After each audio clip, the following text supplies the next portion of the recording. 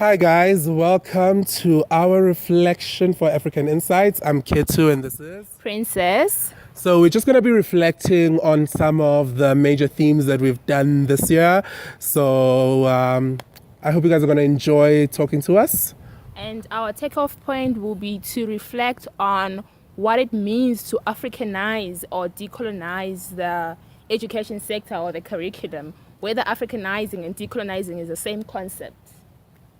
So for me personally, when we talk about decolonization of the curriculum, I think that it's a process of having to deconstruct the existing system of education in order for us to be able to reconstruct it.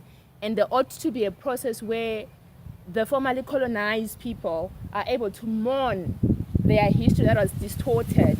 And once we're able to mourn, it's a path that we take as we move along and healing, as we move along dreaming on how our education sector would look like. And then once you are able to dream, you're able to form an action plan and sort of like formulate strategies on how the future education sector can look like. Yeah, I agree with you, Princess, because one of the key aspects we need to do in terms of decolonizing is that we have to be willing to let go of some of the colonial knowledge that we've been taught. We need to know that we can have a destruction of that knowledge, that knowledge is not the only knowledge, and that African knowledge is not niche knowledge. It's not a little spectrum within knowledge. It's knowledge that qualifies to be on par with this. So I agree with what you're saying. And for me, I actually like the thing of decolonizing and Africanizing, because we first have to decolonize it in terms of stripping out what doesn't work. Because, you can't just take something that works in the West and just put it in Africa and expect that it's going to work on Africans. So we need to first decolonize it, and then we have to Africanize it. Because, at the end of the day, I think our qualifications are structured so much to qualify with the Western way of thinking that they're not doing what they're supposed to do. We need qualifications that put jobs into South Africans' lives, qualifications that revitalize the job market.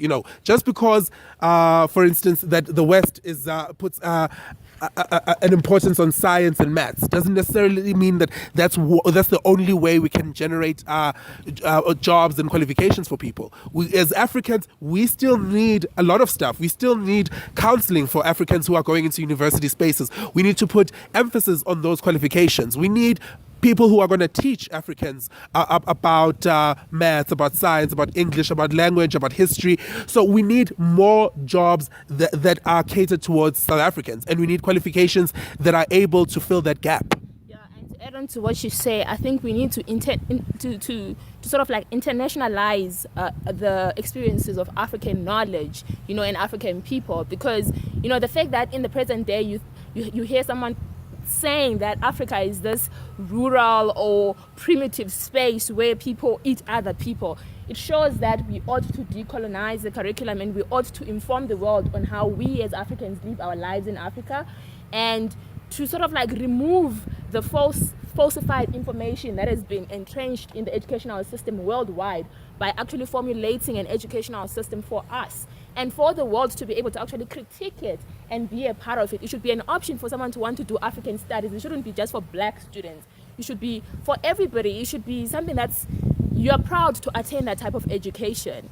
And also, one thing I like to add is to talk about when we speak of a curriculum, it's if we look at the curriculum system that's there within the African continent or within South Africa, it's formulated to produce. It's a factory model where you find that they want to produce one type of graduates with one type of knowledge. Yet, if our curriculum is decolonized, we would have a planned curriculum and a lived curriculum. A lived curriculum would include experiences of teachers and students, and that will give rigor to the educational system.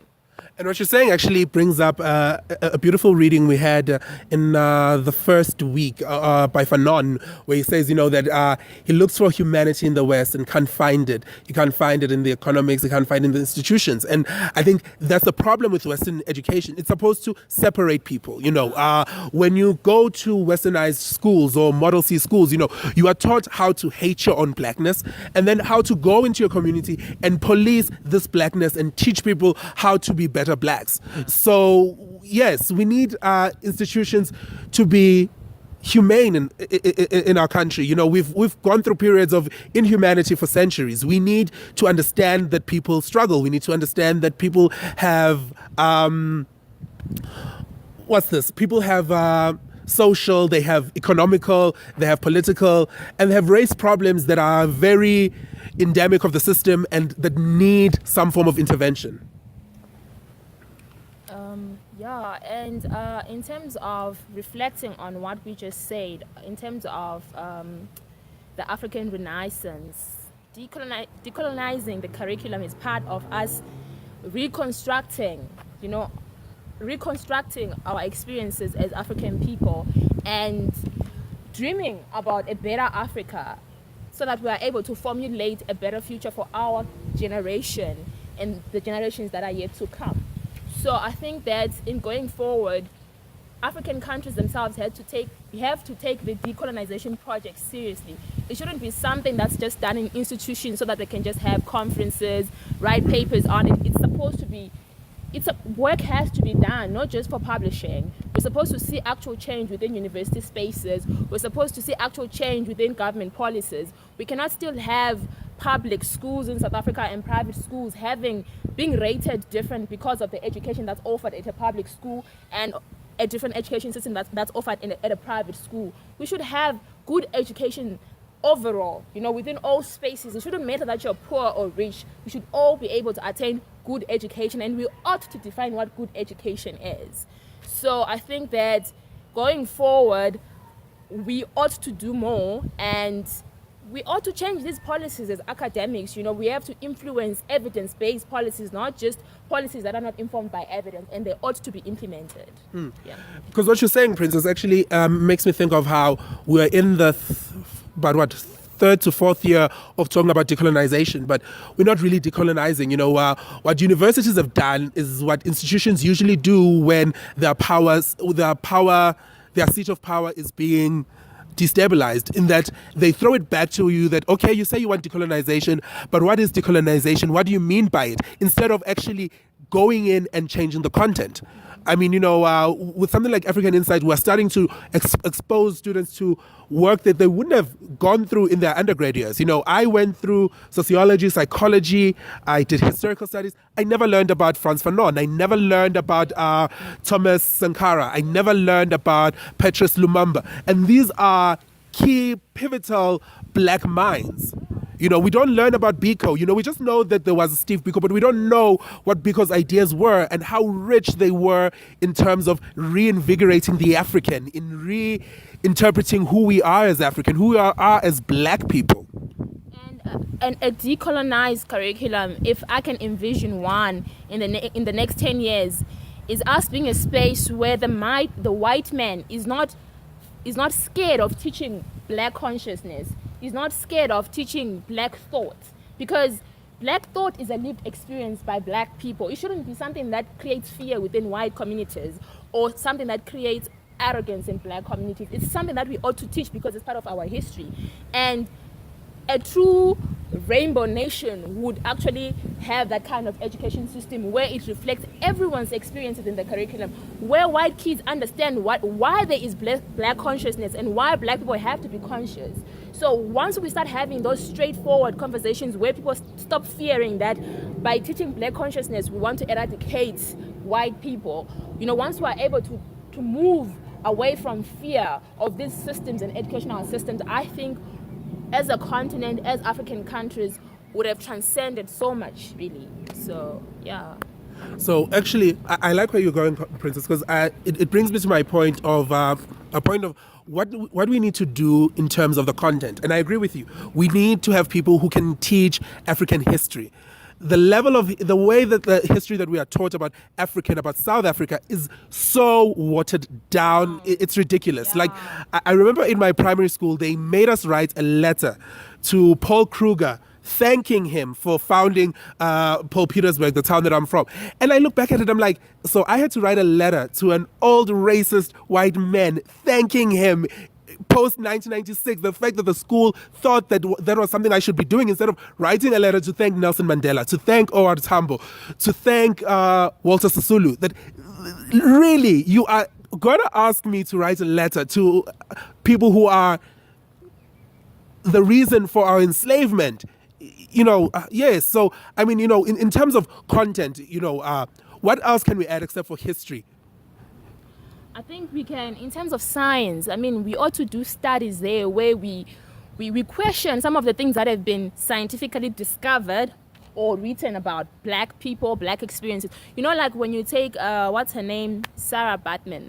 Yeah, the way she was made a spectacle there in France, and the scientific theories that were derived from her study. I mean, I'm sure there's prone to be bias, because if you're studying something to prove something that you already believe, you're surely going to make sure that your research proves that. So right now, I think we ought to sort of like revisit and remove what's false and add new knowledge, you understand? And I think that in terms of the curriculum, because like if you look at the curriculum, it's how students are taught and what students are taught. So we also question why universities teach what they teach, and why they omit what they omit. Like for instance, you realize that universities train students to become laborers in the system. They don't train students to become innovators. So a decolonized curriculum would actually want to deconstruct that curriculum and sort of like create something that's forward-looking, and that takes into account that in the 21st century we ought to be creating innovators in all spheres. What about the place of language? I mean, in South Africa, we've got 11 official languages, and yet we find that we are taught in English. And what people don't understand is that in teaching in English, it's not just, you don't just teach people English, you teach them culture, and you erase their culture. Because learning English is to become English. So how do we say, as we're a rainbow nation, we say we have this rich culture, but yet we don't teach vernacular languages? We don't put importance on them. Those are not a skill that's required in the workplace.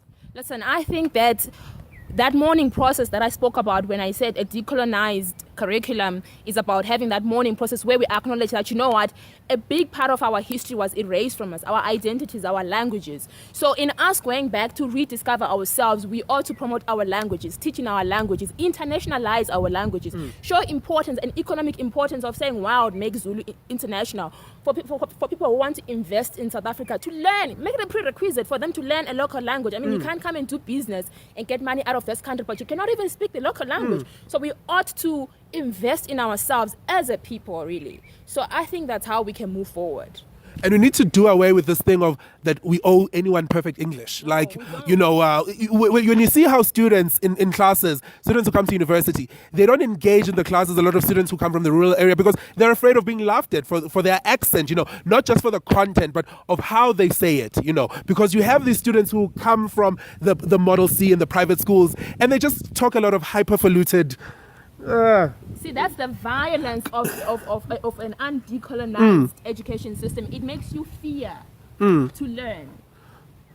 Okay, so thank you, Princess, for reflecting with me. And I like that we focused mostly on decolonization, even though there's so much more to talk about. Yes. But hopefully we can have another reflection sometime soon, to talk about other systemic structures that need to be changed in order for, because with this decolonization, it's not a standalone project. So I hope you guys enjoyed that. I hope you guys are gonna just go out there and just start looking at these references we're talking about. Look who was Thomas Sankara, who is Frantz Fanon, who is Biko, who is Patrice Lumumba. Do some research, educate yourself, and feed your mind. Yeah, and look why we're even talking about decolonization. Why are we talking about it? Look into that. You see why we ought to talk about it and why we have to change things. Thank you.